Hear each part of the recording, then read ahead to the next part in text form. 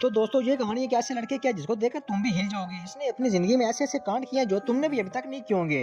क्योंकि भैया इस आदमी ने इस मूवी में 100 से ज्यादा लड़कियों को इंटीमेट कर दिया था। क्योंकि ऐसा तुम भी नहीं कर सकते। बस यही वजह थी कि हर लड़की इसको रिश्ते वाली माँ से समझकर झूले दे दिया करती थी। मूवी स्टार्ट होते तो कुछ बच्चे बोतल वाली गेम खेल रहे थे जो कि हमने भी खेली थी, शायद आपने ये ना खेली हो। ये यहाँ पर बोतल घुमाते हैं, ये बोतल जिसके पे रुकती है वो उसके साथ में एक लड़के को लेकर रूम में चले जाते हैं। लेकिन ऐसी गेम भैया मैंने नहीं खेली थी, अगर मैं खेलता तो मजे आ जाते। तभी बोतल एक मोटे से लड़के पर रुक जाती है और वो अपने 10 गुना पतली लड़की को बोलता है आजा मेरा रानी आजा 10 मिनट के लिए। बस वो दोनों कमरे में चले जाते हैं। इसके बाद में पप्पू की बारी आती है और उसकी तरफ बोतल एक काली जादूगरनी के ऊपर जाकर रुकती है। वो जादूगरनी इसको अपने साथ ले जाती है और कपड़े उतारने के लिए बोलती है, लेकिन हमारा पप्पू तो भैया डर ही जाता है। लेकिन पप्पू मना कर देता है और बाहर बैठे मोटे लड़के को ये लगता है कि लो भी पप्पू की तो आज मौज है। तभी जादूगरनी पप्पू को लात मारकर बाहर गिरा देती है, जिसे देखकर सारे बच्चे डर जाते हैं। और आते ही पप्पू को शराब दे देती है कि तुम जिसके साथ भी पलंग तोड़ोगे वो तुम्हें छोड़कर चली जाएगी। और इतना ही नहीं, वो जाते भी पप्पू के बाल नोचती है और वहाँ से फरार हो जाती है, जिससे पप्पू को बहुत ही दुख होता है और बेचारा बहुत तकलीफ में रहता है। अब अगले सीन में हम पप्पू और जप्पू को देखते हैं जो कि बड़े हो गए थे और जप्पू वही था जो कि मजे ले रहा था। अब ये अपने क्लिनिक में जाते हैं क्योंकि ये दांतों के डॉक्टर बन चुके थे, यानी कि डेंटिस्ट बन चुके थे। तभी पप्पू और जप्पू की शादी में जाते हैं, वहाँ पर दुल्हन इसको थैंक यू बोलती है। और वहाँ देखते ही पप्पू को एक लड़की बहुत ही पसंद आती है, वो उसके ऊपर फ्लैट हो जाता है और बातों ही बातों में उससे पप्पू की पैंट के ऊपर एक मोमबत्ती गिर जाती है, जिससे पप्पू की पैंट खराब हो जाती है।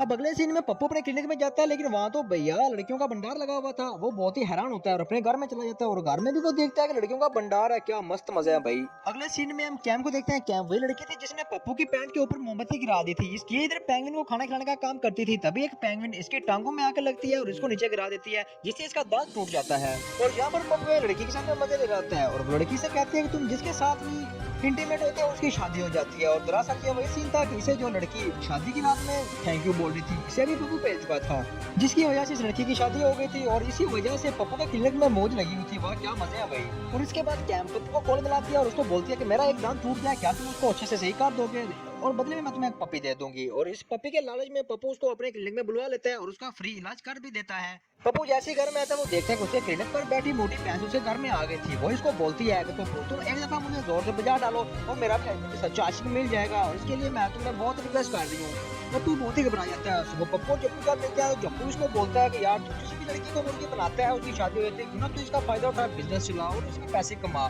लेकिन वो इस बात से इनकार कर देता है। कि उसको बोलता है यार जूनी भैया मुझे तुमने कितनी लड़कियों की हेल्प की है, कभी डॉक्टर बन गए, कभी इंजीनियर बन गए, कभी पिज्जा बॉय बन के। अब देखना इसीलिए जॉनी भैया को सारी दुनिया सलामी ठोकती है। ये देखने के बाद पप्पू पप्पू बन जाता है और अगले दिन वो क्लिनिक में चला जाता है। तो सुबह पप्पू भाई सारी लड़कियों से पैसे लेता है और उन पर रेलगाड़ी चलाता है, कभी किस पर कभी बेड पे कभी किधर। उसने तो पप्पू भाई ने पुलिस को भी नहीं छोड़ा था, उसका ये रूल था मौज लो और रोज लो। इस सीन में जप्पू पप्पू से कहता है यार मैं तो मजाक कर रहा था, तूने तो सीरियस ही ले लिया। तभी पप्पू इसको बोलता है यार मैं केम से बहुत ही प्यार करने लग गया हूँ, मेरे पीछे एक मोटी भैंस लगी हुई है, तू उसको खुश कर दे, मैं ये तेरा एहसान कभी भी नहीं भूलूंगा, देख ले मेरा दोस्त नहीं है तू। क्योंकि वो नहीं चाहता था कि इसकी वजह से वो कैम से दूर हो जाए। उसी रात में वो कैम से मिलने के लिए चला जाता है और वो उसके ऑफिस में बहुत से फूलों का भंडार लगा देता है और उसके सामने पेंगुइन बच के डांस करने लग जाता है ताकि वो एंटरटेनमेंट हो सके। लेकिन कैम पप्पू के गिफ्ट से बहुत ही डर जाती है और वो उसको ठेंगा दिखाती है और वहाँ से चली जाती है। अगले दिन कैम अपने किसी दोस्त के साथ में जा रही थी। पप्पू इसको देखकर बहुत ही इग्नोर मारता है और इसको जाकर मारने लग जाता है। तभी कैम इसको आकर बोलती है कि तुमने आइंदा के बाद मेरा पीछा किया तो मैं तुम्हारा मुंह तोड़ दूंगी। ये कहकर वो वहाँ से निकल जाती है।